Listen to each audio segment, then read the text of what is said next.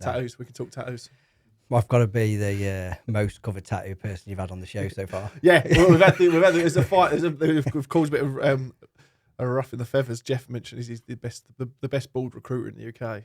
Bald recruiter. Yeah. And it turns out 3 or 4 of the companies that support us now have all got bald recruiters there, and they're like, I'm not fucking over there. And then Stu Watson, the Christmas special, he does IT recruitment in a way, not even construction related. He was like, I told it, and they grew up down the same road. Right. So I'm telling you, I'm the fucking best recruiter in the UK, ain't he? But yeah, is there anything you don't want to touch on? No, I'm all right. I don't mind touching anything, mate. And if there is anything you think, shit, I shouldn't have said that, it'll cut out at the end anyway. Yeah, no worries. So we won't talk about anything to offend people. No, that's all right. Much. Yeah, I don't mind that. That's good. I was thinking about that. The other day I was talking to someone. I literally don't get offended by anything. It'd be virtually impossible to offend me, I reckon. Yeah. I'm that relaxed and chilled. Well, yeah. It shows it on Elon Musk has done a step forward. Zuckerberg's done it. And all these mainstream American big firms are all pulling out of the standard that they have to reach in terms of all the equality stuff. Right, okay. Because now Trump's coming in and they've realised we don't have to have that anymore. Yeah, right. They've realised it's not doing anything good for them. Since we did that with the diversity stuff. Yeah, they're pulling out of it. I read last night, I thought, that's going to change the scope of the world a little bit, especially in the construction sector in the UK, if that followed lead, because the money's been pushed down that one, isn't it? But yeah, in terms of offending, I was like that. Yeah, it's a choice, isn't it, in the day? Yeah. You choose to be offended or not. Yeah. We could ignore it, but people get offended for other people now, which is like, don't, you know what I mean? Yeah. One of the campaigns that we've done, there was I won't give them the time of day on camera, but it was this person in a certain place in the country was offended because something would happen at this spot. They were offended that it might offend someone else, but there was no other else offended. But yeah, it was just like, yeah, you're offended on behalf of someone else, and the other person doesn't actually exist. Yeah, but it's hit national headlines. It's mad. Yeah, wow. I can tell you about that when the camera goes off. Okay. Yeah. I don't literally give them the time of day. I think everyone should have a bit like national service. Everyone should get given a year on site. Yeah, just to toughen up a little. Yeah. Thicken that skin. Yeah, do a year. So you got a summer and a winter. 100%. Yeah, definitely. All good, Davis. You got full battery? Haven't rinsed it all this morning. Right, I'll do a tiny little introduction and then I'll go into it. All good. It's your first podcast. You ready for it? First, let's go. Hello and welcome to Construction Sport Podcast with the main man from Evil Culture, Karl. How are you? Good, mate. Good. Going well? Yeah. Good little journey down? Long journey, but we're all right. Yeah. At least it's en route to somewhere else. Yes. So where are you going? You've come from?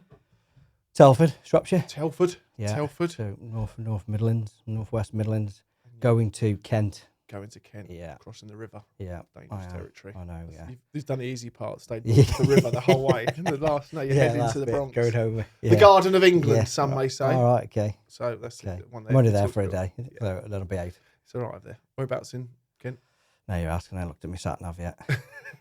Somewhere down there anyway. Oh, yeah. You've got Dark Charge, unless you go after 6 or 7 o'clock, I think. Or no, 9 o'clock at night. Ah, okay. Remember that? Yes. Dark Charge. Oh, because normally I go the other way around the M40. Yes. So now I've had to come here, I've got to go the other. Small van. Small van. I'm not sure how much it would be, 7 or 8 quid maybe. Oh, my missus just got a charge going into Sheffield. When I brought my van, they told me it was going to be, it's ULEZ compliant. First 2 times into London, I had a fine come through, 90 quid.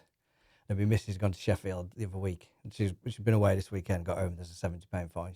It's clean air in Sheffield as well. I was in Sheffield now. Yeah, because we've got clean air. There's Birmingham says Birmingham as well. Yeah. So that is ULEZ, but just over there. Yeah. What is the criteria? It has to be 2017 I think it is, yeah. I don't know. Well, on the actual web page, when you click onto it, my van says it's all sound. Yeah. But it ain't. So they like charging me, I think. Oh, buggers. Yeah, we are in the process of getting a van on the groundwork side at the moment. We're literally that. We're like trying to get as much as we can for as little as we can, but making sure it just hits the ULEZ button. Yeah. We don't go in there all the time, but we know, it's like as soon as you get bang, someone will go, can you go to the job? Soon starts adding up every time you're going in there. Yeah. Especially for me, like I'm constantly in London as well. Yeah, it does. Do you remember when it originally come out, like it was just the other side, of North Acton, and the hotel I stay in, just in North Acton. So literally I went 400 metres and I was getting charged. Oh, it's wrong, isn't it? Yeah. But now obviously it's gone up to the M25. I'm happy. My dad got it. He went up the slip road where it starts, hit the roundabout, turn right, so literally come off the slip road and come off of it. So it was like on right the board, still got done for it, going off that slip road. It was like, fuck, but it's crazy. I noticed all the electric cars are getting done for it now, aren't they? They're changing the criteria. So everyone who's bought an electric car. Got to get their tax in, aren't they? Yeah, they realise shit. We can tell everyone to go get electric. Yeah. But I think everyone will start going back to diesel then, will they? Won't be long. Full circle. Well, the machines, we spoke about this on sites actually the other day. When it comes to actually digging and doing stuff productively, everyone still goes diesel. You don't see many electric diggers around here. No. I think this sort of, I think everyone pushes for it though, don't they? Like it's like most stuff. Yeah. Probably we'll get into it. This is a lot of stuff's like tick boxes. They tick the box, job done. They've got one of them, and they'll advertise it. But in the background, stuff's still got to get done. The only way I can kind of understand it, or kind of made sense, was the confined space stuff. When it's if you're working down in the tunnels, to take an electric digger down there to go fumigating the actual tunnels or whatever. Sense. But then again, even when it comes to charging, then a lot of these places, because it's in remote areas, how do you charge an electric digger? You plug it into a diesel generator and you charge it. And then there's cables everywhere as well. So is there this? How many years they've been trying to get rid of cables on sites? And then suddenly it's like, now let's put cables across pedestrian footpaths everywhere. Yeah. But evil coach then, what's it all about? Looking at things differently. I can see in front of me. Yeah. I think I've pretty much come up with that when I was with you at one point. Yeah. We kind of toyed around with it all. But it's good. So for me, I've got to look at, I get loads about the word evil. Yeah. Like advertising the name evil. Even someone last week messaged another person because they'd posted about my company and then give them a text message kind of explaining all the wrong to do with having the word evil and stuff like that. But that was the reason for calling it, really, to cause that bit of a disturbance in people. Saying the word evil, we shouldn't say it, so it caused that disturbance to start off with. Yeah. But, and one of my mates says, probably not ideal looking the way I do as well. Going around saying evil, looking like I do. Just look like I've been released from prison. Yeah. So, on brand of it all. So, and the point was, why I started that name was like culturally, there's a lot of challenges within the industry. Okay, a lot of bad in there, a lot of stuff we're doing wrong that we could get better, especially around kind of the guys on the ground. I think that's where me and you've got a lot of similarities and kind of in our fields that we do, and culturally just kind of make sure the industry, we've got to look at things differently. And if you look at evil backwards, it's live. Yep. And I always say to people, if all you've seen is the word evil, then you're just not looking at it in the right way. Yeah. Okay, and that'll take you time to kind of change your perspective on what we're trying to achieve here with the industry. And culturally, we've got to make it a better place for everyone, not just guys or girls on the ground, but definitely better the whole industry. Fitted in the construction. I've then calling it, I was saying, what's the opposite to evil, but I suppose kind. If you call it a kind culture, you're getting a different way, aren't you? It's not. That doesn't get that evil's definitely. Yeah. Straight away, it causes intrigue in conversation. People are like wanting to know, and some people get it straight away because I purposely have my E small and me L large. Yeah, I've seen people email me. They put capital E and small L. And I'm like, that does look evil. But some people, as soon as they see the large L, they're like, actually, I can see what you're trying to do here. They've already clicked on. Where did the construction journey start for Mr. Karl Edwards? Local to where I live, so I'm bricklayer's Hoddy by trade. Oh, yeah. So, yeah. Yes, I like this. You said by trade as well. We had this chat last year at Bricklaying Super Trail. They were saying that like pod carrying is a trade in itself. It should be seen as that. Oh, we're not allowed to use the odds no more. You don't see them very often anywhere. Yeah. Health and safety. Are they not? They stopping them as well? Yeah, just big size. Because of the weights, I haven't seen one for years. Yeah. No. And I think back to when we were kids, like when we first started, like pissing about with how many bricks we can get in a barrow and get up a little hill. Yeah. With how many bricks and stuff like that. You wouldn't be able to do definitely. that. Definitely block paving. You could put nice blocks and go. But so back then, it was a window company that I started with, a family window company. To be fair, but they did like extensions and stuff like that. And then they had this guy come and start working with him, just doing all the kind of conservatories and extensions and garage conversions. And I ended up kind of buddied up with him more than anything. And I just remember being a young lad, and this bloke turned up and I spent a good few weeks working with him, and he was chatting shit as he does and that lot, and as old boys do. And I used to sit there thinking, what the fuck's this old boy on about? You don't know fuck all. Me being a young lad thinking I know it all. Yeah. But in the end, like now, like me and him, like he's still like my mentor in life. Really? I still see him, still spend time with him, stuff like that. Like he's been a great kind of navigating me through my life and advice through it all. And me and him, it's mad when I think about it. Like now I'm like the age he was when he first met me. So like I'm the old boy when I'm talking to these young lads in Definitely. the industry. It's how that full circle. Yeah, for sure. But we got an opportunity to move into the rail sector. Oh, that's through that. Yeah, was it? yeah. So he'd already worked for Murphy's Yep. years before. Mhm. And then an opportunity to go back into Murphy's.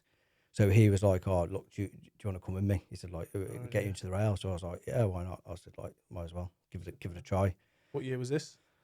Oh no, you're asking. Casting too much perception. Yeah, I'd say it's back 2001. Was It was around that. When was 9/11? That was 2001. 2001, 2003, 2001. 2001. So Yeah. So the September was. I remember 9/11 just being on a site. We was on doing someone's windows. I remember that happening. Yeah. And then we moved in the January. So in the December we handed in a notice ready to go, kind of in the January to over that. So yeah, 2001. 2001. Probably not a bad time to get in there because the recession come 2008. Yeah, Didn't it? yeah. Yeah, I remember I was doing window fixing actually when that actually happened, 2008, Right, and that okay, work went quiet-ish. Yeah. I actually pulled away from the window fixing then, I think, because the company I was working with, one of my mate's dads I was working with, was like, they were just too quiet at the moment because of that. And then my rail world started 2012, I think, 2013, 2011, 2012, something like that maybe. But yeah, so you naturally went into the rail world. Was there high-vis trousers? No, it wasn't, was it? No, So, so you're before that. Yeah, mine's always been full oranges. But I look at pictures, what wasn't much much time ago, and I think, Christ, it's changed so quick. It's probably on my LinkedIn somewhere. I'll send you the picture. One of the first pictures I put on my LinkedIn, I think it was, or even when I started my business on LinkedIn. Yeah. There's a picture of me and the lads I used to work with on a platform in Bedworth. Yeah, it was Bedworth.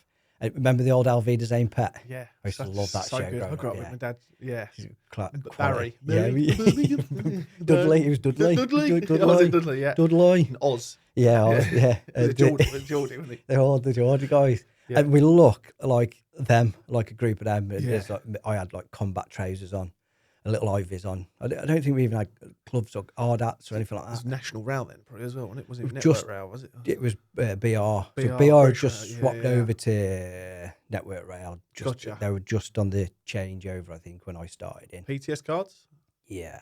Was it? Yeah. Yeah, PTS. That was a giggle getting me PTS, to be fair, because we come down to London to get the PTS. Me and the old boy did, and he spent a lot of time in London and grew up down in London. Yeah. So naturally, He really knew the crack. But first day we come down the night before, and he was like, "Oh, let's just stop off at a couple of my old mates' houses." Ended up getting absolutely fucking mullered. Couldn't get into the hotel. Yeah, no DNA checks at the PTS. No. Yeah. That was done weeks before, to be fair. Yeah. And so that was rough. We did I'd got to do 2 days PTS, and he was like, "Oh, instead of going home, should we stay down an extra night?" I was like, "Oh, why not?" And I got shit faced on the last night as well. Good times. But, I think that was the culture. Yeah. Back then, that's what, because he did a lot of work over in Germany. It was a bit like Alvin Zane Pet. So he naturally finished work, went for a drink. And I think I just got embedded into that. I like to drink anyway as a young lad, being like weekends. But it was a case of like, finish work, let's go for a couple of pints. And in the days, you could smoke in the pubs. I bring up most podcasts actually, but we had on the tractor run that we done last year, having a real good chat with a few of those guys. And it come up that having a few beers in the evening. On that tractor run was different because everyone was lit up like Christmas trees every night. But they said how important it is and has been in culture to have a few beers after work, especially when you're staying away.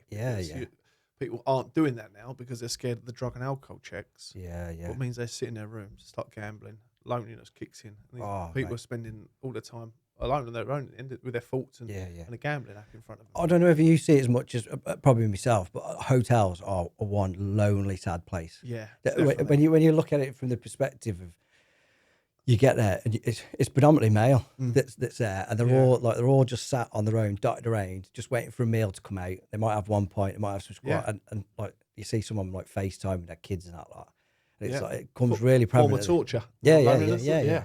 But it's madness, and it is the thing. And I actually think that even the holiday inns or Premier Inns or whatever, and because they're all the same, aren't they? You could be anywhere in the country, it looks the same. You almost feel like, can some of you fit this into your surroundings? You don't have your own interior design. I don't like the front look the same for your brand, but internally make it look like that we're in the Cotswolds here or we're in London. But So there's the guy that's the health and safety director over at Podtrack, Yep. Dave Lowe's. Me and him were chatting about this a while back, and he had a good idea. And I said I might have a chat with the manager at the hotel I stay at North Acton.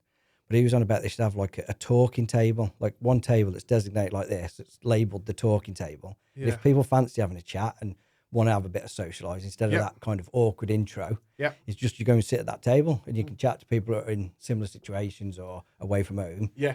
And it's there if you want to have it. And if you want to have a quiet night and you don't want to be interactive and talk, then you don't have to sit at that table. You find your own table. Yeah, because everyone's in the same boat, aren't they? Yeah, yeah. Blokes just ain't up for making that initial chit chat. Like Nah. But then once they do, you're right. Then it could all go all tits up because they get all excited having Everyone's the drugs and alcohol. Stay me home because I know what happened if that prick over there comes to talk to me. Yeah. I've seen he's just done 4 Guinnesses and I fancy 4. Yeah. And it'll go. Yeah, that's the one. Because we went round the country.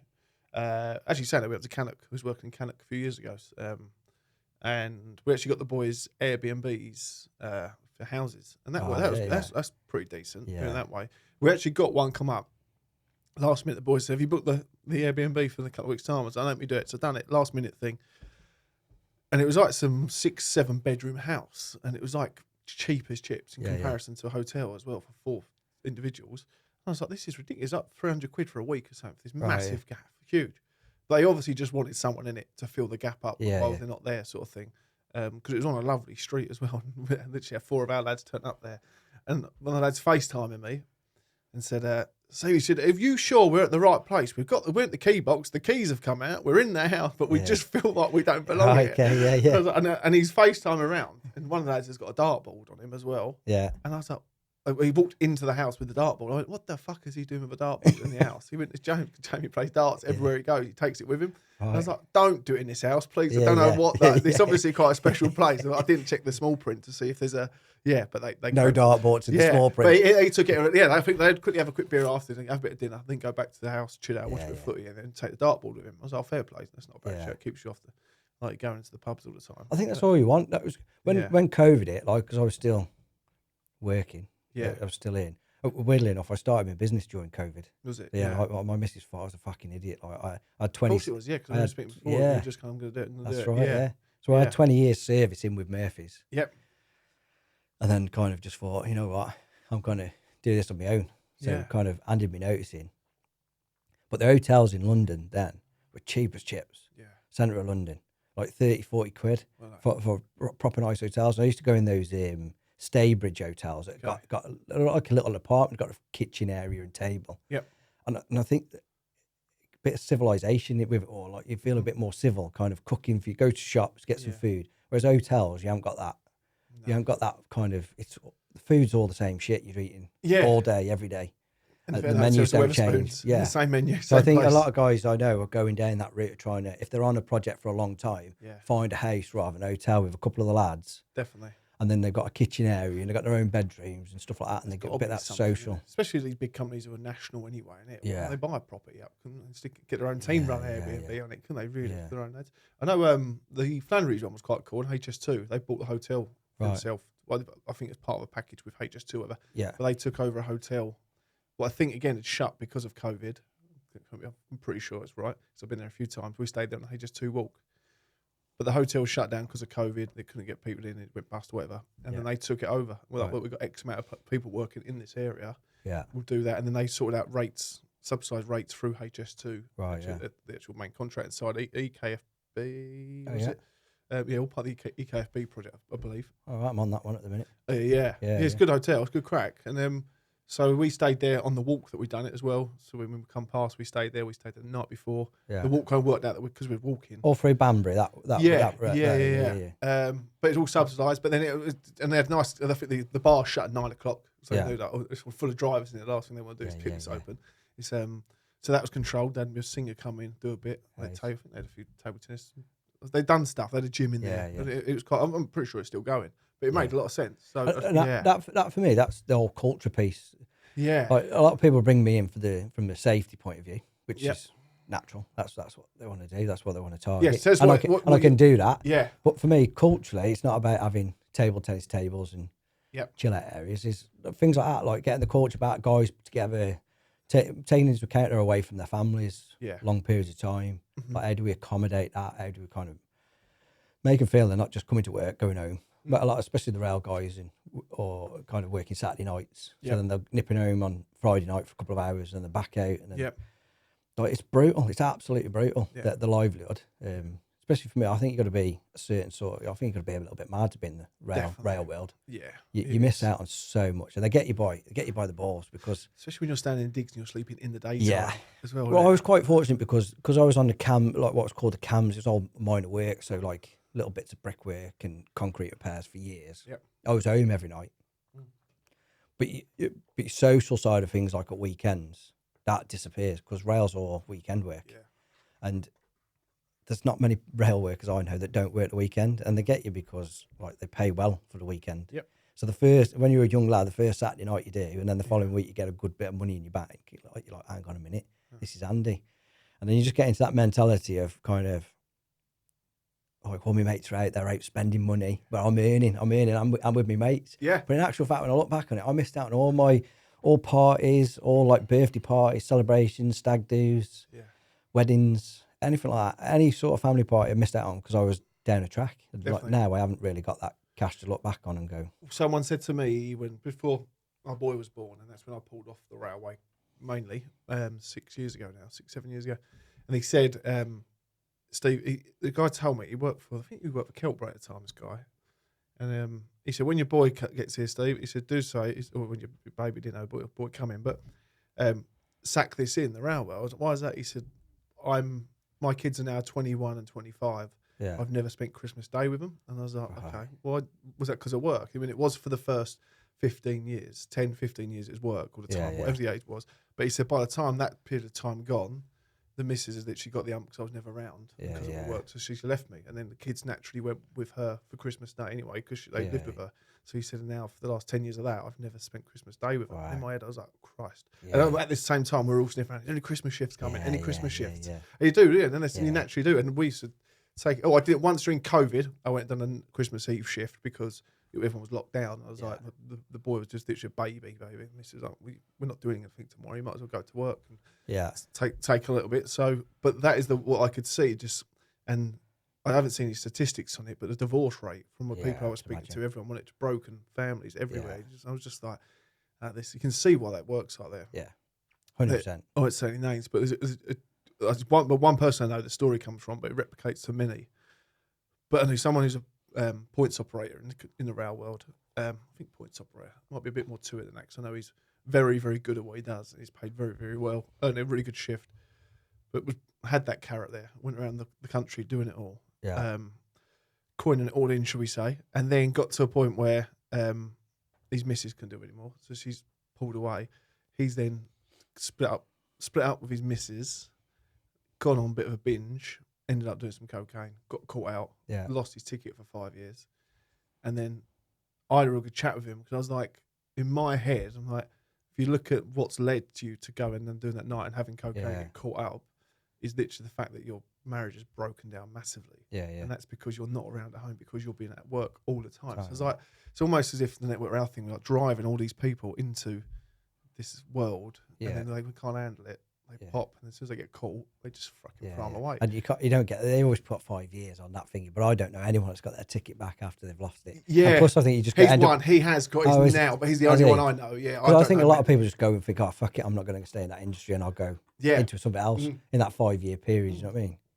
Oh, so fair play. There's definitely a lot of them who know, aren't they? Who will go, I'll do the drugs if we get caught, then I'll jack it in. And it's almost as if I'm not changing my lifestyle. I'm not being told, not stubborn blokes, isn't it? But no, it's bonkers, isn't it? But I think there's no really appeal process to it either, is there? It's just bang. And like now, how do you get young lads into that industry? I know, like, and this is all industries, like now in the construction side and all the sectors, that's a big worry now. How do you appeal to a young lad that, like, the world's all about computers and screens and phones? How do you appeal? It's freezing this week and last week. Oh, you're gonna have to go outside and. I had a phone call with someone this morning. He said, Steve, it's the first time I can actually admit now my full workforce are all Eastern European guys. No shame in it whatsoever. It was just like, There is now 0 English people in my work. yeah. For the first time in 15, 20 years, he said, it's now got to the point where, Yeah, like I say, and it's because these Eastern peers have got something of a bit of purpose, haven't they, to come in and graft, don't they, really? But what is changing? Do you come across much of that with the old pushing to get, with the businesses you work with, to get youngsters in? I suppose it's trying to, how do you deal with that, isn't it? So apprenticeships don't help themselves. No. You know, going to different conferences and that, like, you know, my thoughts on that, they fucking bat my head. Yeah. There's a lot of people just keep saying the same shit. We missed a lot this year. I remember when I first started the business, I'd done a couple when I was at Murphy's, and when I first started the business, networking and things like that, and I went round a couple, and I just started thinking, hang on, I'm seeing the same people on the same panels, and they're saying the same shit. Yeah. You was on a couple, to be fair. Same old shit, causing havoc over there. And I just thought, like, there's a lot of words in, not a lot of action coming out of it, and it's going to spoil. So I was like, come away. But one of the go to the, why I've said that kind of with the youngsters, like everyone's big focus. Oh, we need to get young people into get industry, young people, and pushing tech and like that. I remember just sitting there, some of the conferences, put me on them, going, what about the old people who are already in the business, already in the industry? Like they're coming to the end. Like, how do we kind of prepare them for life after construction? Because that's all they've ever known is construction. Getting up at 5:30, going to work 5, 6, 7 days a week. That's all they've ever known. And then they get to retirement and they're kind of lost. They've had no like kind of help, financial planning or hobbies, or what do you do in your spare time? Now you've got no purpose to get up. How they can afford to be retired? If they've been living hand to mouth for all that period, and I look there, so I'm like, trying to question people culture and go, stop looking. Yes, we need to get the youngsters in, but that'd be a great, like you say. What about the ones in here now, currently? What we're doing for them? Yeah, definitely. It's a great panel talk. If you're going to do one, wouldn't it change the narrative a little bit and say, serving the, because you'll have like the 5% club now, don't they, for the apprentices? Yes, people I sign see up that. to. Yeah, I think that come from Balfour's. Balfour's head. Yeah, I see that come up a while ago. Come up with, which is brilliant. I think that's great because that helps get people into the industry. Yeah. But what about having a 5% at the back end as well? Yeah. Of protecting that's them. where the military kind of went wrong. I know they're right, they're wrongs now, but that was because they weren't serving them. People coming out of the army, going into construction or whatever, then they kill themselves once they leave the industry. Then everyone's blaming the military because that's done it. But it's probably the same as construction. Things that made me think about it, I was talking to, did some stuff with Balfour's, the living places stuff for the councils, and there was an old boy out, he was in his 70s, early 70s, and he basically just drove one of the tractors doing some kind of hedge trimming and that lot. Yeah. And he was a great crack, having a laugh with him and having a chat with him. And he said, look, I still work because me and my wife like going on a cruise every year. Yeah. He said, so the bit of money I get paid here, he said, pays for me cruise. Yep. I was like, oh, fair play. And he said, but I'm retired. He said, I'm definitely retiring this year. He said, because I was chatting to someone in the pub that was a financial guy. And he said, and I'm actually worse off coming to work from a tax point of view, earning as well as my pension. Really? He said, and I didn't realise and no one told me. So he said, I kept coming in and I was actually worse off. He said, so I have actually handed it in and I'm kind of stopping. Yeah. But that got me thinking, like, no one's actually sat down financially and spoke to him. They've just seen someone that wants to stay on. Oh, we'll keep getting him working. I had that as well with working at Christmas shift. Once I went employed when I was on Crossrail with Costain, and me and a couple of the others worked through the Christmas period, Christmas Day, Christmas Eve, Boxing Day. Took all the bonus shifts because the year before I'd been self-employed, or freelance, whatever it was, through limited company. So I thought I'd do it again this year because I'm on the books. And then it all went to the tax man. Every penny of the bonus went. And at the end of January, we got paid it. I was like, huh? They went, oh, they did because of this now, because you're at that threshold. That all goes to the tax man. So every bit of my Christmas bonus went to the tax man. And I just said, that's the last time ever I do that again. And then I said, but contractually, Steve, you do have to do it. And I was like, contractually, I'm still going to tell you to fuck off. I'm not doing it. And I didn't. The year after, no one said anything. I just said, I'm to refuse to work Christmas. So, but it's just wrong, isn't it? But people do it. But, the old tax man, the dirty bugger. Yeah. Let's not get into that. That's a whole different podcast. Darker one. Yeah. So where did it start? So it was with Murphy's. Where did the journey start? The Murphy's obviously when you're bricklayer and that world. But then when did it? So I think how did it go over the 20 years service? Pure boy. So it did me rail stuff, and again, my mentor was like, I remember vividly being up a scaffold one night, and he just said, "Look, if you're still scrambling up a scaffold when you're my age, I've failed you." He said, like, but you need to get out of this shit, like being down these cold tunnels. And then me and him just started having the crack and kind of said, oh, what should we do? And then we come up with this idea of going to a evening class, to do a knee bosh Yeah. in our local college every Wednesday for a year. And so we signed up to that. We did it together, which was quite good. Yeah. But there was a bit of a fucking challenge with that because it was a Wednesday night, and back then, like, he liked his football. Yep. Champions League was on a Wednesday night, so Yeah. that was kind of clashed, and there was a pub across the road. So we kind of used to go in for like an hour and a half, and then fuck off, and then go and get pissed in the pub. So, but I completed the knee bosh at the end of it, but safety was still not a world I wanted to get into. No. I couldn't grasp the fact that what it says on paper and trying to do it in reality were two different things. It all looks nice, but once it's cold, it's wet, and different things come up. But I went to the people at Murphy and said, look, I've got this ticket. I don't know what I want to do with it. I said, it might come in useful in time. I said, but keep me in mind if anything pops up. And they're like, yeah, sound, no worries. And then Murphy started doing a trial around cultures and behaviours at the time, just because they wanted to kind of explore that avenue. And they sent a load of us on a trial run with an external company in the north. And I ended up going on the trial because we were based in Birmingham. And I got there, and it was a good day. It was fascinating because they stopped talking really about processes and systems, and they spoke about people. Yeah. And I'm fascinated with people. I'm not much of a people person, weirdly enough. Yeah. But I'm a people fascinated. I'm just like, I love watching how we operate and kind of more watching people, which is probably more scary with the way I look. Like a stalker. Looking the way I do, still not good, is it? Well, that's what it's like. In the shadows. Yeah, in the shadows. It's a fucking scary shadow, that is, isn't it? And, so at the end of it, I kind of just kept ticking a box. And then it was by pure chance then. Like, literally, they'd kind of run the course with the program that they were running. They ended up calling it the CDP, these people that brought it in. And they trained up some people that were coaches, what they classed as coaches. And they were having meetings every 6 weeks, I think it was. Yeah. And one of the guys that was doing it come to our job. And I said, look, I ticked the box, but I never got kind of requested for it. So he said, oh, come and join us on one of these meetings. So I was like, all right, yeah, sound. So my gaffer at the time said, yeah, go up. He said, it'd be good for you. And I just and ended up in this meeting. Didn't know what was going on, the language they were talking. I was like lost. And then it was decent because like some of the leaders were there backing it and that lot. And then roll on 6 weeks. Second one I attended, there was like a load of commotion beforehand, and they'd kind of poached this woman into the business from that external company, and there was a load of like uproar about this all, and I started thinking, fuck, this is going to kick off. This is quite fun, and so she ended up, and these people anyway, she brought it in house in Murphy's. And I'd never met these coaches or her before. And I think just because of purely the way I looked was fascinating. It was like, look, they wanted a few people to train up to do the delivery. Yep. So they're like, how do you fancy having a go at that? Like, and like most people, like, I sat there thinking, fuck, I don't know. But I didn't really know what it entailed. So I was like, I just kind of, let's see what happens. You know what I mean? I was quite blasé about it all. And then in the end, there was a little group of us that got trained up internally. And then 5 of us kind of come forward of kind of the ones that kind of had the capability, let's say, to do it.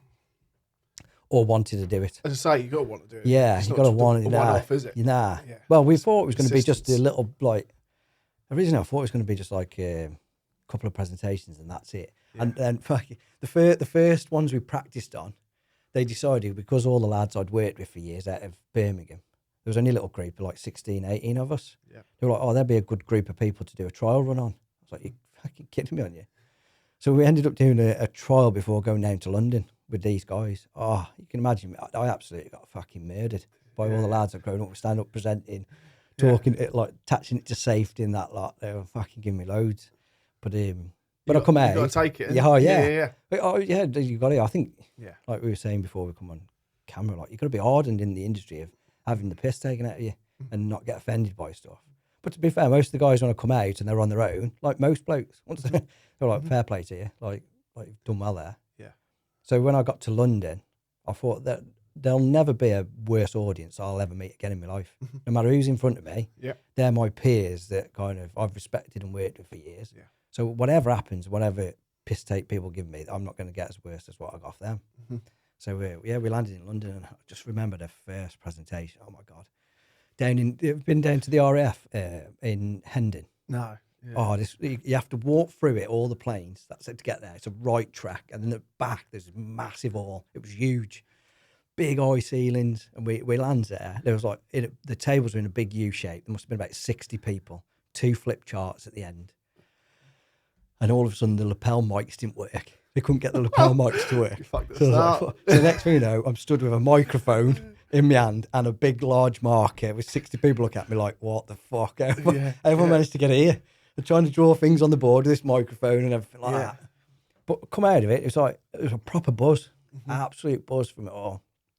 And it just went from there then. I think if you can own it from the start, can't you? Look, we've messed up here. You just got to own it. You know? When you do it, it's many things, isn't it? Where you see someone presenting something or doing something wrong, and even to a point where, I don't know, their collar's caught up or something, and you fucking, mate, just fucking someone just tell him. And he's got to just own it. Just like, you're going to make him embarrassed for 2 seconds. But just wear it. Like, there's a few things or people will stumble on something or feel embarrassed. I think COVID helped with one. I always remember the video. There was a video of a Zoom link between like an MP and the lady come in the background. She was Asian descent, was she? She was like from Thailand or China. I'm not stereotyping massively.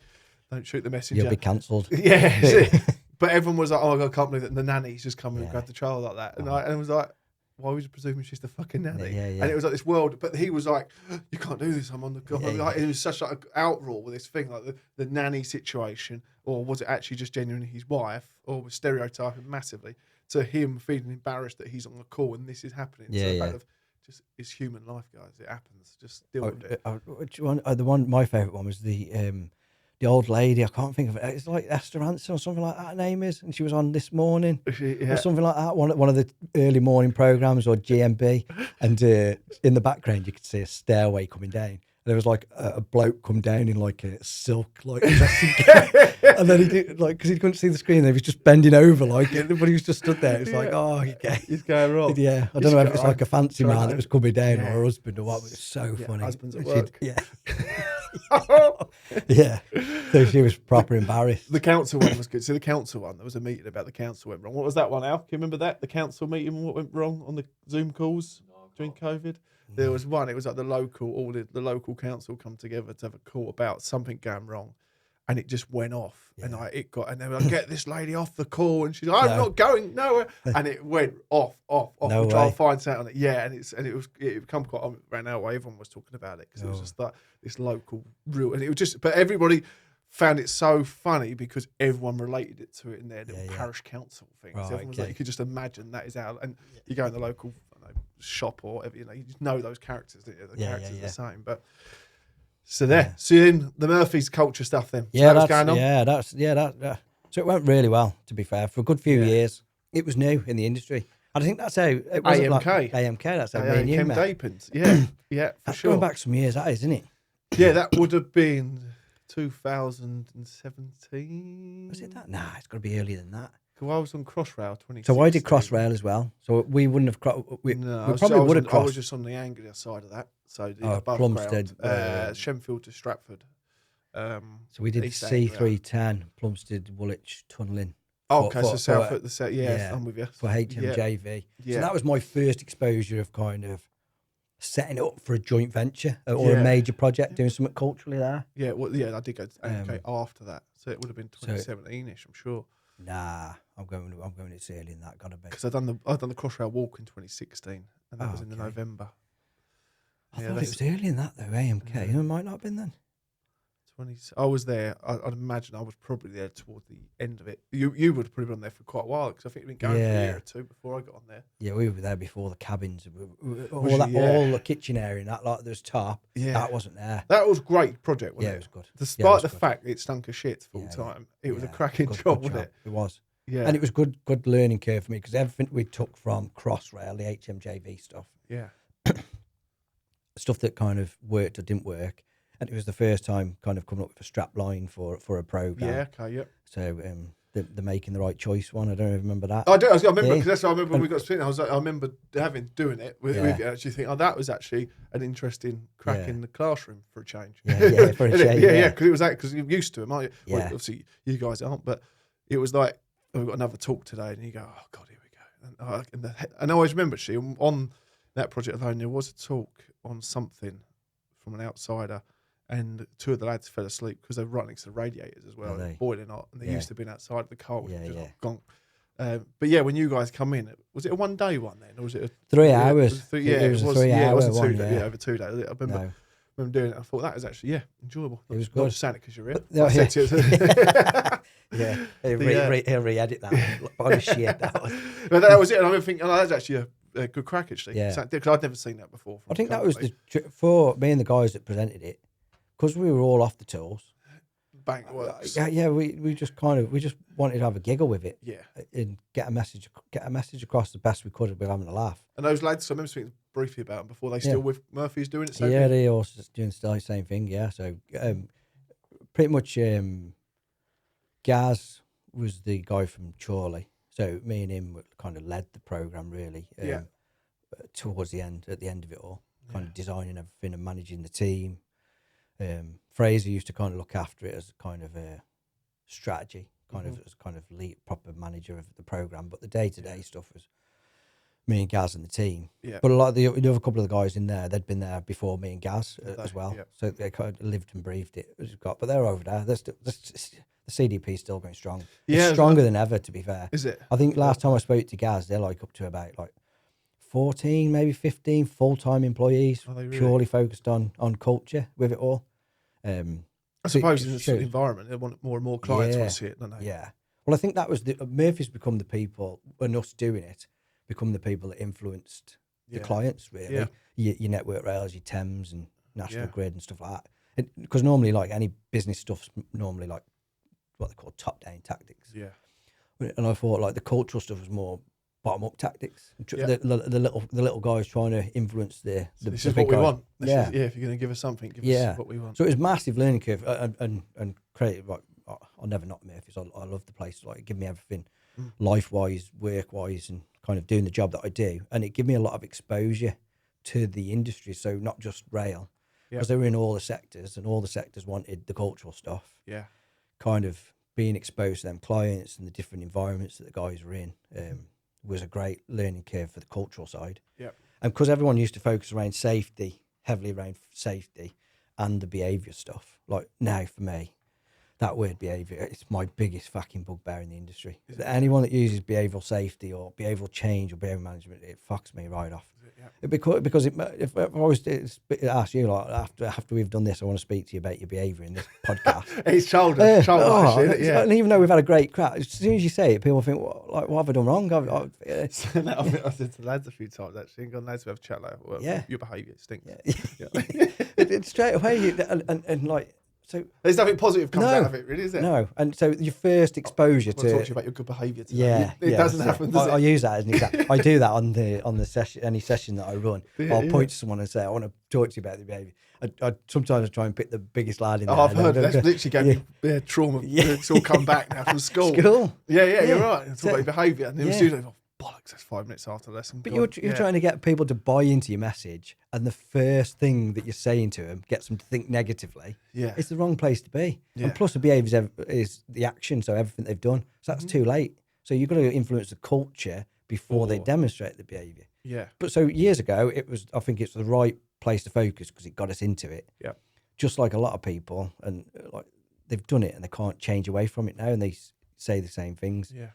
So kind of my business now is trying to influence. Do you especially see it, again, not saying it, but from a mental health perspective, it is the thing that's wrong, is the culture, isn't it, really? It's the culture of not just the individuals on the ground at all, really, it's the culture of the sector, isn't it? When you look at payment processes and stress and pressure and people being pushed to do jobs, the culture is you push, isn't it? Yeah. So and how we communicate a lot of that messaging to the guys. I think the guys and the girls on the ground floor, they get a lot of the brunt of the pressures that come from the industry, and it kind of, and I don't think a lot of the culturally it's set by the companies, it's set by the clients. They're the biggest challenge because they're letting contractors sign up to these contracts, and how do we then deliver that message out to the guys and the girls? Most of the contracts probably signed, and they're not even feasible to complete them on time or in the budget that they've got. but the clients are letting them sign up to that. So we had a call a few months ago, just autumn time. Caught up with someone actually, and he said about they just recently lost someone on the job, took his own life midweek in the evening, went home, didn't come back to work the day after, and had a stand down day, spoke about it. He went, and then went, and after it, they went, oh, by the way, Dave, we need you to go to this job over the river in Battersea or whatever. They've got a pre-start meeting about this new job. yeah, And as soon as they sat down in the room and spoke about it, he said, just to prepare everyone, that, you know, this is a, what was the word for it? It's, fuck it. He literally sat down. They said, it literally said, this program is, it was like, this is a pressured program or something like that straight away. Okay. It pretty much said, they literally said, you're coming into it, there's going to be a lot of pressure on this one. yeah. And he literally just went, we've just come from this job over here where someone just killed himself off what was pretty much, everyone's said the pressure of this job is too much. Yeah. And now straight away, day one on this job, we're not even started the job, and now you tell us it's going to be. If it was this, it's going to be an evil. It was literally going to be, not say evil, but it was something like it's going to be an evil program or something like that. Yeah. It was just like, fucking hell, how do you think now we're not even on this job yet, and we all know we're under pressure already, and that is just what mindset's that already setting in? Yeah, for people being yeah, and that's a chat that for me culturally kind of You see it's everywhere, says isn't it all, and then that kind of feeds into then people's thought processes around like the quality of the works, the commercial side of it, HR, and then your safety side, and your mental, everything fits in under that bracket of culture. As soon as, and we've done it, as soon as someone turns around and says, yeah, can we have a bit of the groundwork side, can we look at doing this a little bit cheaper and knock a bit off of this? It comes off of the way we can with safety deliver it. You're going to try and want to keep the same profit, and you go, okay, well, maybe we won't hire whatever that equipment was going to be. What we wanted to do the job with was potentially not as damaging to the body. We'll just go with the other stuff. Actually, you can't innovate if you keep knocking people's money off them and just saying, "Can you do things cheap?" And probably the guys you've got doing it, they're the people that just want to get a job done. So, so no matter how you ask them to do it, they'll do it. They'll get on with it and get it done how it needs to get done. Yeah, and how many guys as well to walking away from the main contracting world and the railway in a way, but are just like, I'm done with this. Like, I'm sitting around all day. Like some of it, we're on jobs at the moment. And you're sitting, waiting and waiting and waiting because something in the paperwork's not right. And then we as a business are going back to our client and saying that we need this to be right. But at the same time, we know that we need a crack on and get this job done because we need to be paid. And we're on a schedule, program, and you ain't going to give us a stand down time. And there's such a concoction of shit at the moment. And that's why it's so hard, I think, to put your finger on anything was wrong, isn't it? Mentally. But I think everyone's coming into the cultural piece through safety, which for me, the eye opener for me is when I was at Murphy's, there was the guy come from Lang's, Steve Hollinshead. He come in as CEO, kind of do some stuff, and he sat on one of our sessions and he was like, "Look, I really like what you're doing." He said, "But like we've got 5 values of the business," and he said like one of them's never harm. He said, and that's all you're kind of talking about. He said we've got 4 other values. Like on that top of that, he said like culturally, he said that's where we should be focusing as well. He said so. He kind of set us a challenge of kind of designing a module for each one of those values. So then it looked at like the quality side, the innovation, your kind of HR, like integrity and stuff like that. So we did that and started delivering them out, which was, it come across really well because you kind of create the foundation of the never harm sort of stuff. And then he kind of left the business after 3-4 years, I think it was, and kind of handed the reins to young John. And then after a period of time of kind of doing stuff, the business started asking us to go back and just do the never harm stuff and not do the other agendas. And that was kind of my point of going, actually, I'm going forwards. I'm not going backwards. And I didn't want to go backwards. And now I'd kind of explored that cultural piece of it's everything. It encompasses everything that we do, not just the safety side. So that was the decision of me kind of leaving and going, okay. So what you're doing now as well as the evil culture, correct me if I'm wrong, but you go in and look at the companies, how they, you want to see how they operate, and then deliver what you deliver through their systems in a way, isn't it? Yeah. So, but again, a lot of companies, because they're new into it all, they wanting to. I'll get phone calls going, "Oh, can you do a behavioural program for us?" And so I have to stop them straight away and say, "No, I'll do a cultural piece for you." But we're on a it's like kind of starting to educate them, and then a lot of them want to go into it through safety, which I don't mind because I know that they're at the start of their journey. And I know after kind of 6-12 months of doing that, quite quickly, if I do my job correctly, they'll start thinking, actually, we can attach this to quality, we can attach this to commercial, we can attach this to technology. anything. With it all. We used to use we used to saying for internally with us as a team at Murphy's, like, because different departments would come to us and go, "Oh, we're introducing a new IT system or a new finance system." And we had our own little internal strapline of, "We'll make your shit interesting." So whatever you want to get across to the people, we'll just put a bit of fun to it. And just swearing makes it interesting. Oh doesn't it? without a doubt, mate. Yeah. I'm noticed, I'm mindful found that about on mine. swearing on here, only because I'm not. But if my kids end up watching it, like, I never swear in front of my kids. Or my mum and dad. We'll send a parent under 18 version, a bit more editing for you. But it does. I've had it, and I spoke at Grosvenor House, one of the big job for multiplex there, and then I think I went up. We got there, and then I think we were due to talk at 10 o'clock. And we got there. They don't know, you're talking now. The start's talking. Can you quickly come up? And we rushed forward, got up there, and it was the old US Embassy, and stood up. There's just a short of 1,000 people there. Yeah. And I got up, like, you're rushing through the crowd. Got up, looked up, and suddenly everyone. I went, "Fucking hell! There's a lot of you!" And everyone pissed themselves laughing, and they're like, "Bang!" And cracks. Everyone's smiling there. And, like, and then they think, "Oh, this ain't a corporate chat." Yeah. So I think I take like. Exactly that. Sometimes I need holding back, depending on the audience, really. Yeah, depending on what level it goes to. Definitely. But I think I use that to my advantage. Of one, you'll never see me in a shirt and tie. Like, I'm always in a t-shirt, or my hoodie, like in boardrooms or anything like that. Yeah. But it's the language you use. I think it appeals to everyone, no matter what it is. Keep it nice and simple. A lot of the lads see me as one of them because of the way I look. A lot of boardrooms look at me and go, "This looks like it's going to be interesting." And when you keep things simple, even people in boardrooms, they like things simple. But I think we're in an industry where people go in there and they've got all these technical terms and technical words for stuff and things like that. But bullshit just baffles brains. Just keep it simple, and you'll get everyone on board with what the message you're trying to get. Especially construction. Especially construction. But that was one of the key when I was starting my own business. What did I want to offer that was different to everyone else? Yeah. And because even through the process of going through the training with Murphy's and stuff for years, like there was 2 RRV drivers, myself, rail worker, and a labourer, but we still worked on a weekend. So we were doing our delivery all through the week, and Saturday night still getting our extra bit of cash. Decent. Which was handy. Yeah, it was handy with it all. And there's loads of people doing that. Recruiters in the city who literally recruit construction companies.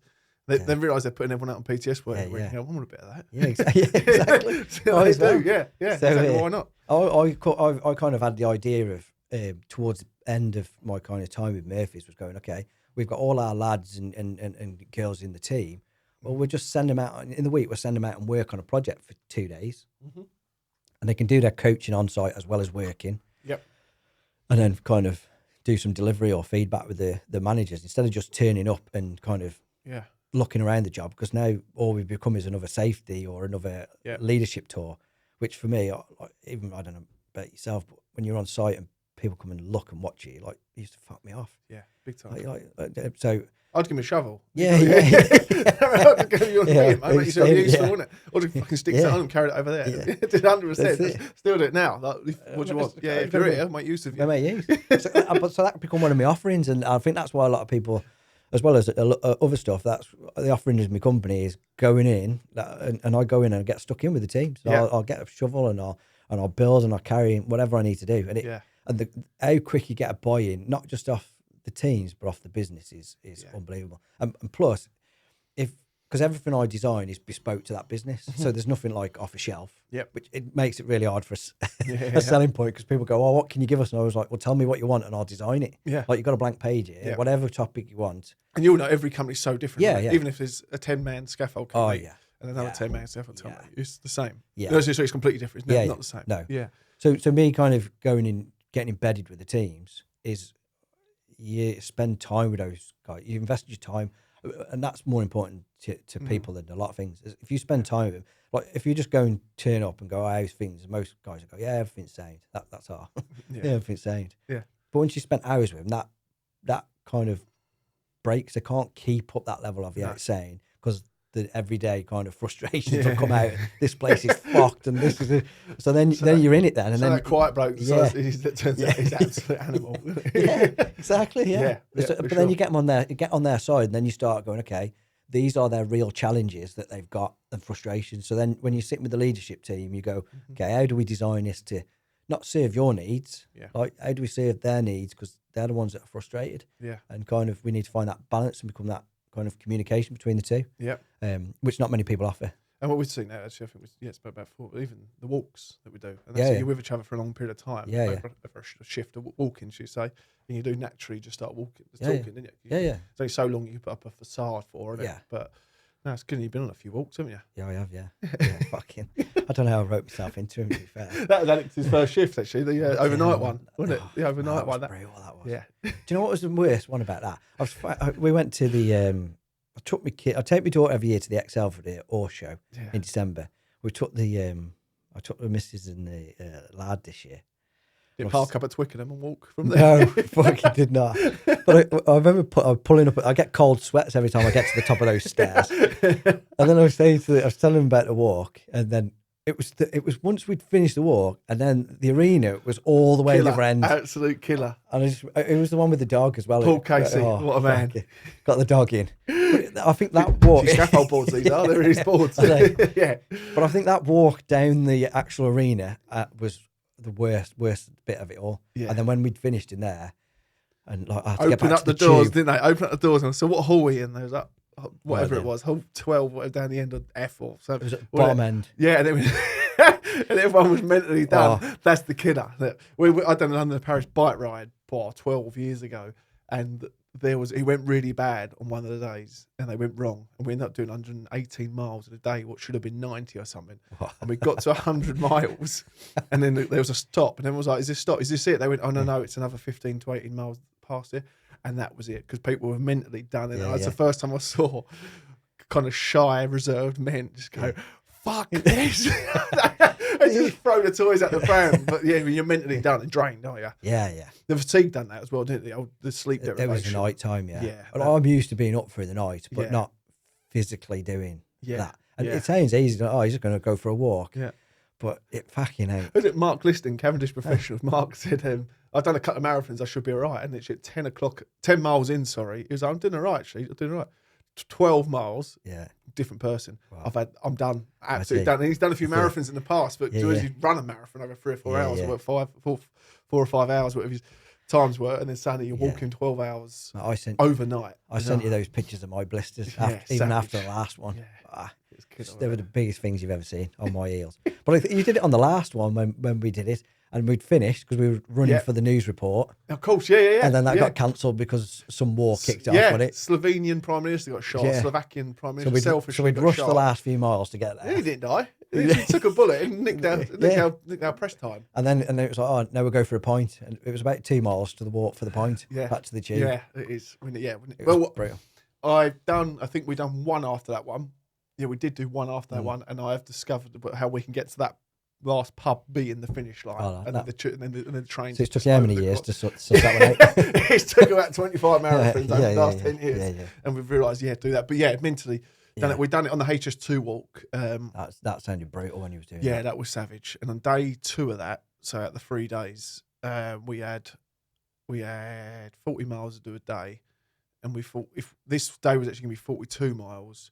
And we was like, it started getting dark. And the country lanes started turning into more country lanes. Right. Like, this is getting a bit dangerous now. Yeah. And then with the boys, the last 5 miles, we was like, we were up for having a little jog. And then was like, you're going then. But the jogging, as mad as it sounds, if you're not used to jogging or not, it does feel easier than the walking out period, because your muscles, a change of muscle group. Go, this is a bit different. It's the blood flowing different. Yeah, and a bit of encouragement. And then you've got Phil Collins tonight playing out loud. Right. Everyone feels like they're absolute heroes running through Oxford or Banbury way. And then we had a mile up the road to go, and we got there. And then it was about a mile and a half we had to go. Turn right this T junction, and we got there. No joke, on the T junction was I still think there was actually something sent down by God. It was just a massive pub, festoon lighting, all lit up. It was like the halos of the gates. And I just said to the lads, on safety grounds, we're finishing here. So I'm not running past this. And we just stopped there that night, got in the van, and we started getting there more after. But I was like, there's no way we were running past this. But it got to that point. It's just like when you're mentally done, and I'm just empty. Yeah. And that was the hardest one with some of the walks. You would have found it after as well. You physically get back in the game after a couple of days, but it might take you a little bit longer to kind of get your head clear again in a way, and think, can I listen to anyone and take it in at the moment or not? The amount of meetings you go to after, you're thinking this just isn't going in. I tend to have to just get straight up, start presenting straight after. Yeah. But I just can't walk when I'm there. My legs are just sold out. Yeah. But how's it going then in the world of cultural? Busy times? Yeah. People kind of starting to realise so. the cultural stuff is... I think so. I think people are liking the different approach. I get the feeling that's the feedback. Yeah. You know yourself, presentations I do. There's no PowerPoints, there's no slides. Yeah. Just go and have a giggle. Do you know what I mean? And companies are under too much pressure to be delivering this stuff themselves a lot of the time. Yeah. I know Murphy's probably have the size of them. They can do that, can't they? Yeah, But yeah. there's a lot of companies supposed to outsource it. It's probably the easier option as well to bring you in. Yeah, I'd say so, yeah. And get you pushing. But I'd like to think that. Yeah.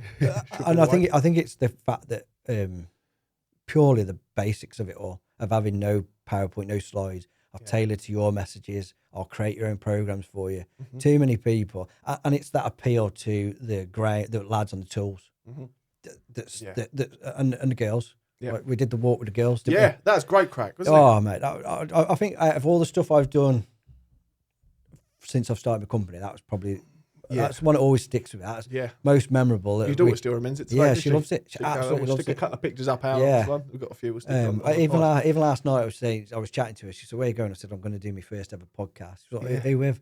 I was like, "You know, Steve, we did the walk with." She was like, "Oh yeah." And she and like I've messaged you in the past. She'll just generally every now and again. All those girls are still together in that WhatsApp group, shouldn't they? Yeah. Stick one in. Yeah. We'll have to do that again. That was simple and effective, wasn't it? Yeah, it was ace. Yeah, it was only like 6-7 mile walk, wasn't it? What I really liked as well, talking to a few of the girls, was brilliant because it assured me as well, and they were like, "Look, we don't want this industry to turn pink and fluffy. We like it for what it is. They like the macho bloke culture, and they want to be part of that." And then in my head, I was like, it changed my way of looking at it. I said, okay, so maybe this is why the people on the ground. So I think that is there's something there. I don't know what. It's one of those dangerous subjects that we cottoned onto last year. Just it's hard to talk about without everyone thinking you sexist pigs or whatever. But I'm like, do we have to change the way the industry is to adapt it for the women to come in, or do we just need to show the appealing sides of how good it is just for people, really in general, for these girls to go, I want to be part of that as well. That's what it kind of breeded at. Me and you having that conversation around. Even the women in construction's ethos is pushing out the type of jobs for women is HR, engineering, training, admin. So it's even kind of conditioning if you're going to come in, don't come in on the tools. And it was a different name to it. I can't remember. We are construction women, wasn't it? Yeah, and it was. We had truck. Jodie and Jodie. A few of the girls come all truck drivers, dump drivers, machine drivers, isn't there? Pipe layers. But yeah, it was, wasn't it? Yeah, because a couple of girls we actually went past the jobs, didn't we? Yeah, there was a job just over by St Paul's. I think. I messaged you recently on LinkedIn because you won an award. So I said congratulations. Oh really? Yeah. I want to say Gemma or something like that. Gemma, Jodie was up there. Jodie, I don't think she's running. But she won an award for something. But she was the one we walked past, and the lads were in there. Oh, that one, the gas fitting one. The gas fitting. Perfect. It's good crack, isn't it? And even though the daughter always says how the girls like treated her on the walk. Yeah. No, I went to the school. Good people. I asked the school whether, because it was during school week. Yeah. So I went to the headmaster at the time, it was my daughter, and said, like, this is what we're doing and this is what we're trying to create. It's kind of a bit of exposure for women in the industry and that. Like I said, like, so I'm going to take her out of school for the day for the walk. Yep. And she was like, oh yeah, sounds a great idea. She said, but I can't give you as an authorised absence. Authorised it, yeah. I was like, yeah, fucking, like, that, and that's the problem straight there. Yeah. Like, she's going to learn something. You're going to evidence it. Yeah. And she still remembers it like 2-3 years down the line. Yeah.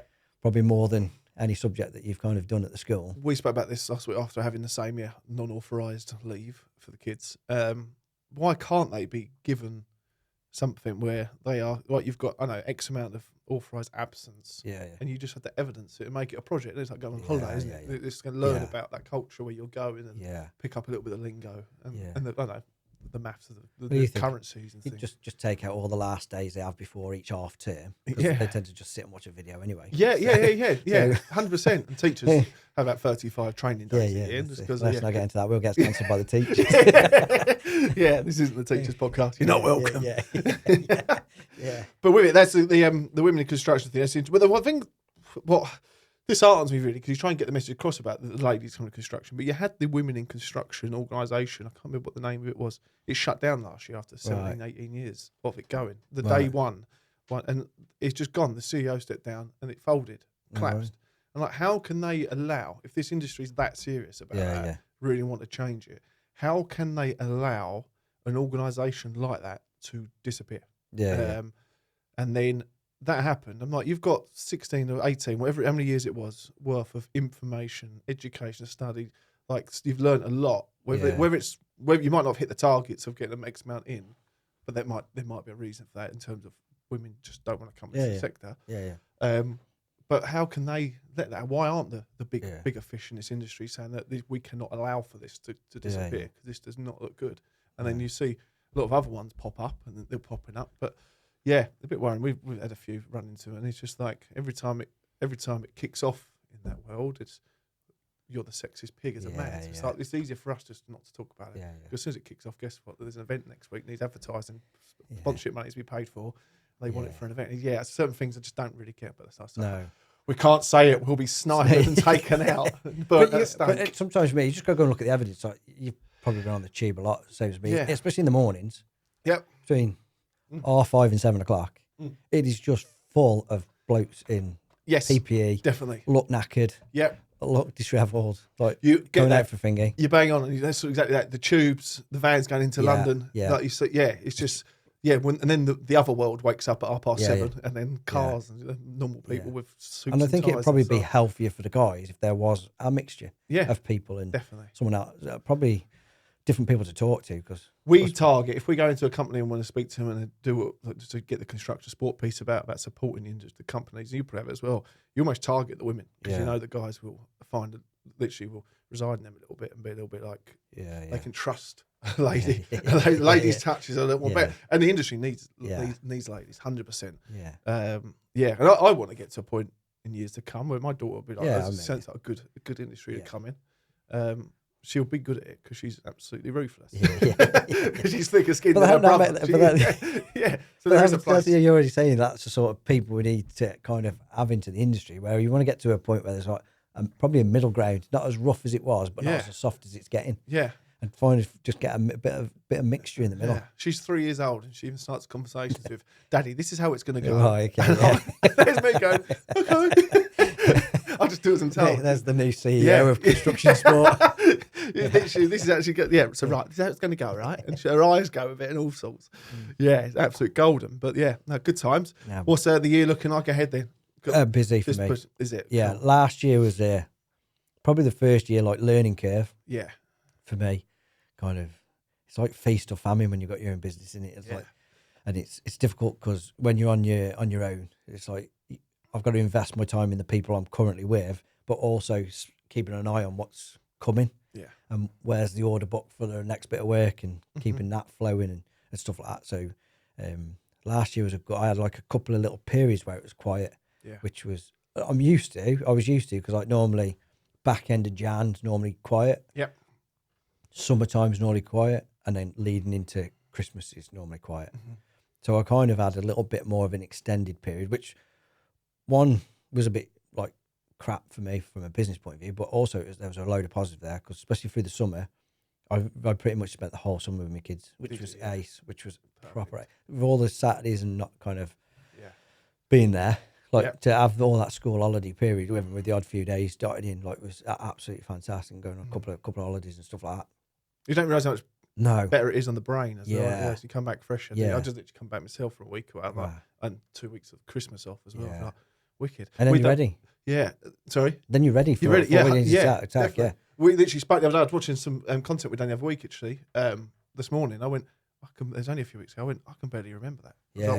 I can't remember sitting there talking about that. I was thinking I was obviously burning out inside. I need that breath of fresh air.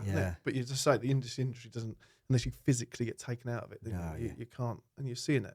Are you seeing a lot with illnesses and all things like that when you come across it, like in the sector? You hear more and more people struggling and through the pressure.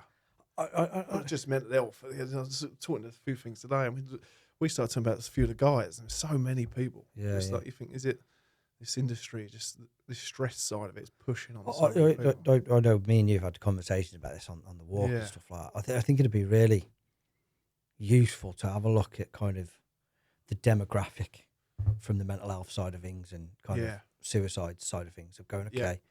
what part of the industry is that coming from?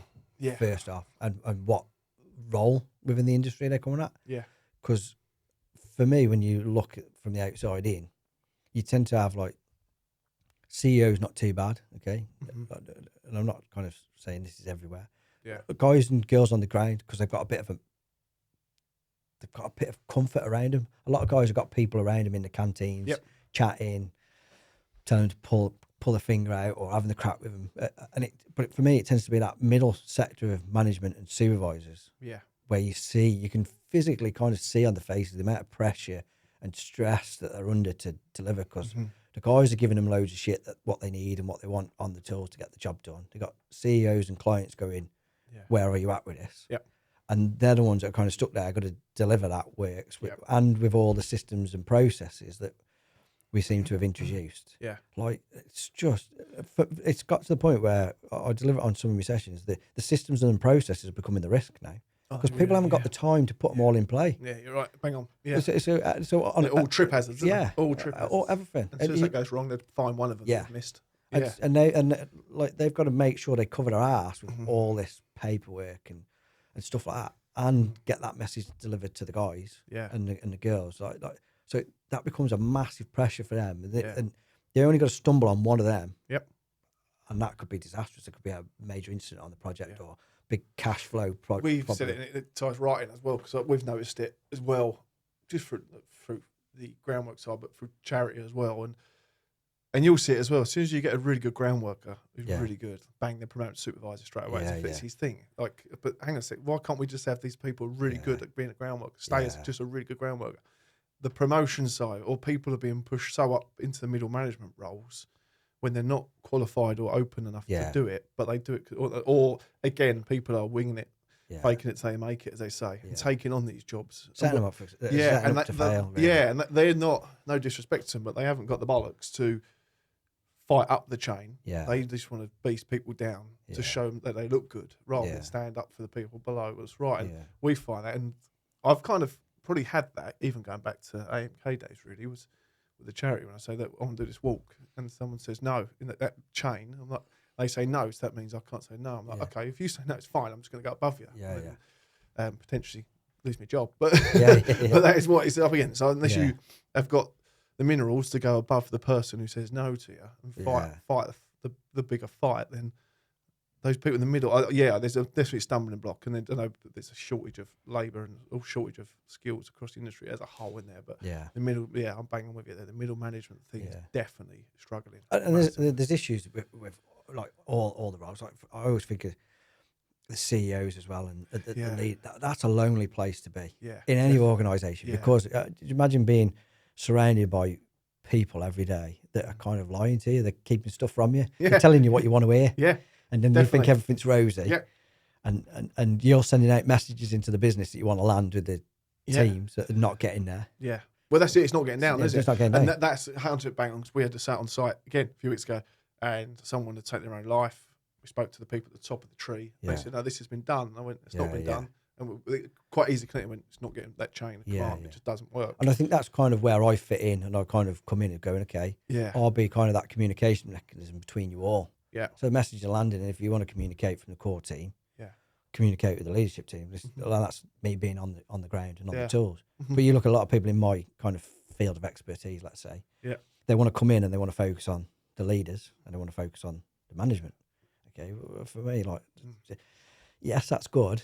Yeah. But those things, and most organisations that kind of do what I do, when they're asked to communicate with the guys and girls on the ground, they're like, "Well, we can't do that. Like, we don't know how to do that." Like, the fucking one's going to build the thing that you need. So you need to get whatever complicated word you've come up with at your university qualification.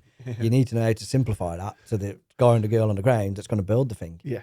So you're focusing in the wrong place. Yeah. Like, and I always think, I wonder whether during COVID, when there was no people going out and the people were just left to do what they need to do, was the place a safer place? Did we get more done? Saturday mornings, Saturday morning shift, isn't it? What happens on the Saturday morning shift? Things get done. Yeah, if you can't do it during the week, do it on Saturday morning. God, that's definitely, I won't say much about AMK, but there was definitely Saturday morning shift where things got done, because then the offices were shut. All the policies were... People left to be adults and kind of do and make their own decisions. Yeah. And it's terrifying, isn't it, really, if it's going to get worse and worse. But then is it a case of someone just saying, right, stop, just tie all these big fancy procedures up and just stick them into one thing and just, back to I definitely agree we needed to advance, kind of move forward with kind of safety procedures and risk assessments. But I think we've gone too far now. There was probably a nice sweet spot that we kind of just went through and didn't realise. I was looking at some Rams the other day, actually. You get to a point, you look at it and go, I don't even know what this means myself now. Yeah. What does that? I've been in this industry 20 years and I still don't know. I was working in a depot for a company a while back, and I remember getting there, and in the morning I had to sign 19 risk assessments. I took a picture of it, sent it to the safety director. It's like, are you fucking serious? Yeah. Like I don't read books in my spare time. Yeah. Like if you want me to read all these 19 and sign it up legally, I'm going to sign it. Yeah. Like I'm just going to take me a day. Yeah, definitely. To get through them. Bonkers. But yeah, it's nuts. Grand Prix. Oh yes. How's it been? I'm not a Grand Prix man, but I know that's your game. That's my game. Yeah. It's been a good. This is where I want to. The season off. December's finished. December. Back in March. This is where everyone will switch off now. That's it, yeah. It's either rugby or March football. To December. March to December. Yeah. Is it, yeah. They're trying to squeeze more races in now for the season. Yeah. To be fair, which is good, but also like a breaking point. Yeah. Like the pressure on the drivers and the. There's one thing that I don't know if you've seen it, but there's one thing that I come up with being an F1 fan. A lot of people that might listen to this have seen me do it before. Is a lot of similarities from Formula One to construction culturally. Yeah, and I use a video around Ayrton Senna and kind of put that together. Which I've recently found out that Murphy's leaders are using that on presentations. I was like, yeah, there you go. The effect. Copywriting that one. But it's mine. Yeah. So it's but there's a lot of similarities in back then. The culture was we just got to race no matter what. And using that Senna weekend of him dying, like not many people are aware that kind of we had Barrichello on the Friday, had a really major incident, died for 6 minutes. We had Roland Ratzenberger die on the Saturday, same weekend race. And then the race still continued, and then Senna died on the Sunday, and then they still continued racing for another 40 hours. And it got to the point where, like, I used examples on the sessions around, like, there was, like, financial pressures, commercial pressures, sponsorship pressures. But, like, in the end, the industry of Formula One decided, you know what, we can't keep killing people. Something's got to be done. We've got to evolve. We're not going to change Formula One because Formula One's still going to be fast, still got to have that excitement around it. Yeah, but we've got to evolve what we do. So now, like every year they've evolved, and like you have the ALO system, which a lot of people didn't want that, and Hamilton didn't want that, and then saved his life, and no fueling in the pits, and always looking like for that kind of small margins of it all. Yeah. But now they interact, but they bring everyone in, no matter whether your garage, admin, everyone comes in, and everyone has involvement in that car being a success. The driver, and I think that's what we need to do in construction. Yeah, everyone play a part. We don't need to change it. Over. Yeah. We don't need to change it because it's a great industry. I think everyone that comes on these follows you, loves it. Yeah. So we don't need to change it. Too many people are trying to change it. We just need to evolve and kind of come with the times and just bring everyone into the fold and go, okay, how do we make this place even better? You're right. What are the frustrations with it all? Yeah. But everyone's trying to implement things that don't fucking work. Yeah. Without speaking to people. What a lovely note. How long was that on an hour? Doing all right, aren't we? 1 hour 20. There we go. Perfect. Yeah. What a lovely note to finish on. Super. We'll come in. We're not here to, like you say, it's all about just changing things with the stuff we've got. Yeah, it is. It is, mate. Happy days. Superb. Karl, thanks a million. Is there anything you've missed off or you want to touch on? No. Any people you want to say? Pay me now. I'm quite. Someone once told me as soon as you get in with any kind of project or client, is make sure you get to know the receptionist, the store people, finance people, security, and you can get anything in a business. And you don't need the leaders with it all. Perfect. So, then where can we find you? You're online. Online, so LinkedIn. Yep. Karl Edwards. Karl with a K. Evil Culture Limited. He's on there. Someone was saying I'm the only Mr. Evil on there. I should do a doctor and become Dr. Evil, should I? Oh, yes. I'm about the same height. Yeah, identify as it. So on there, web page is www.evilculture.live. Cool. Quite handy. That was available. Very good. Very good. Karl. Cheers, mate. Pleasure, pal. Always. Plenty to go forward with. Yes. Let's be having you.